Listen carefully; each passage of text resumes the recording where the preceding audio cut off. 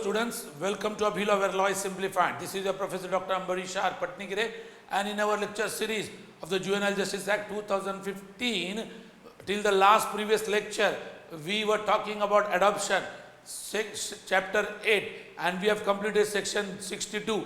Now we are going to start from 63, 64, 65 in this video lecture.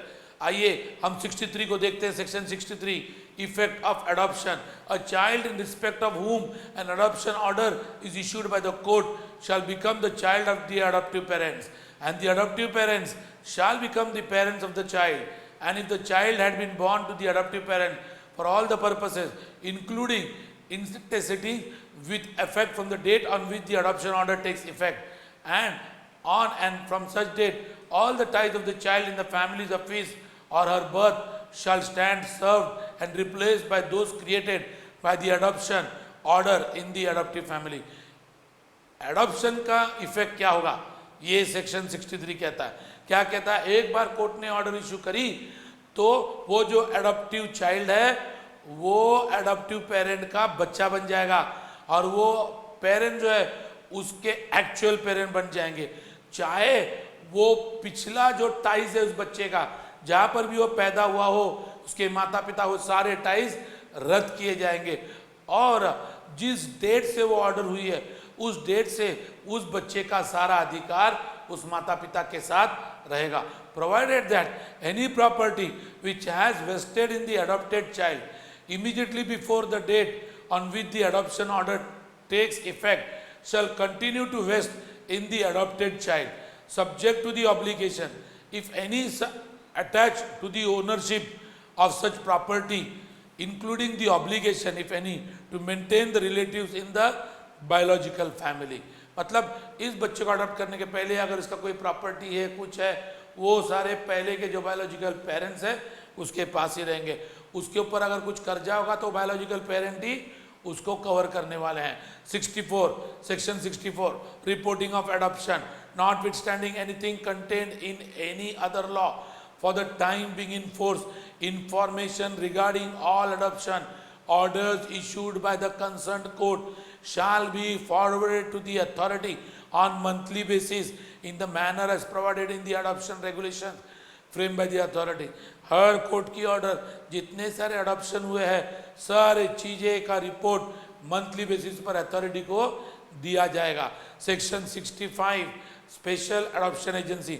हमने special adoption agency के बारे में बहुत सुना है, अब उस सेक्शन को देखेंगे. स्पेशल अडॉप्शन एजेंसी के, the state government shall recognise one or more institution or organization in each district as specialized adoption agency. मतलब स्टेट गवर्नमेंट को कोई भी इंस्टीट्यूशन को या ऑर्गेनाइजेशन को हर डिस्ट्रिक्ट में एक स्पेशलाइज्ड अडॉप्शन एजेंसी करके रिकॉग्नाइज करना पड़ेगा. Okay.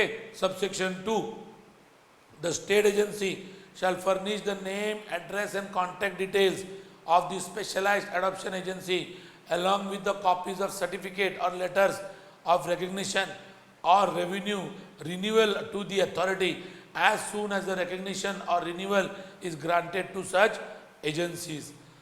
Subsection 3, the state government shall get very specialized adoption agency inspected at least once in a year. मतलब स्टेट गवर्नमेंट जो है एवरी स्पेशलाइज्ड अडॉप्शन एजेंसी का इंस्पेक्शन करेगी और उसमें जो कुछ डिफिकल्टीज है उसका ऊपर रेमेडियल मेजर्स तैयार करेगी.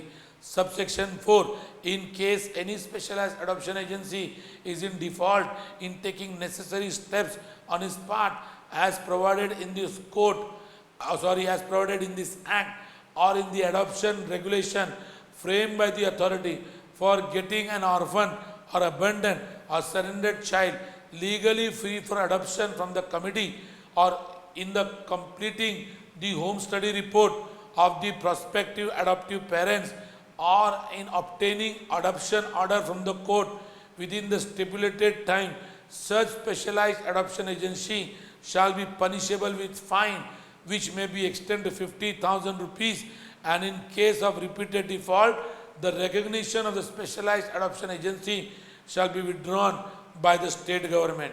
याद रखना है कि अडॉप्शन एजेंसी को अपने दायरे में बैठ के काम करना है टाइम पर जो रिपोर्ट्स तैयार करने हैं एडॉप्टिव पेरेंट्स के या कोर्ट की ऑर्डर जो लेनी है उसको लेना पड़ेगा। अगर टाइम पीरियड में उन्होंने कुछ लिया नहीं या अगर एडॉप्शन एजेंसी बराबर काम नहीं कर रही है तो स्पेशलाइज्ड एडॉप्शन एजेंसी को फाइन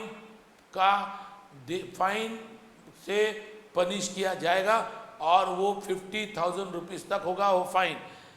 ओके, अब हम सेक्शन 66 की ओर देखते हैं। Adoption of children residing in institution not registered as adoption agency. मतलब क्या कि जो ऑर्गेनाइजेशन है या इंस्टीट्यूशन है जो स्पेशलाइज्ड एडॉप्शन एजेंसी बोल के अथोराइज नहीं है या रजिस्टर्ड नहीं है, लेकिन वहाँ पर बच्चे जरूर रहते हैं, तो उन बच्चों का अडॉप्शन कैसा होगा, ये सेक्शन 66 कहता है। All the institution registered under this act which may not have been recognised as special adoption agency so also ensure that all orphan or abandoned or surrendered children under their care are reported, produced and declared legally free for adoption by the committee as per the provision of section 38।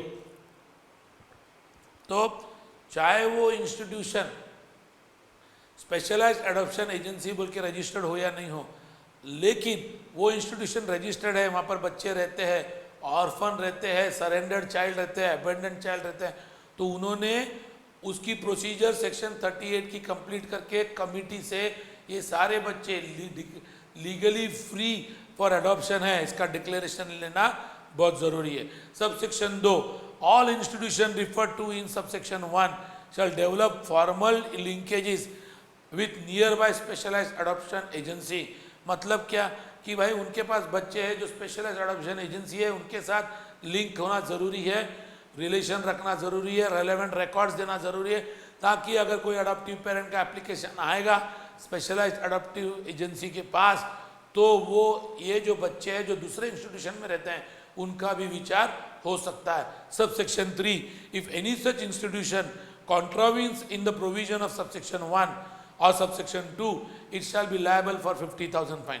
मतलब 1 और 2 subsection में जो लिखा गया है अगर वो institution ने नहीं किया पूरी तरह से तो उसको भी 50,000 का फाइन हो सकता है।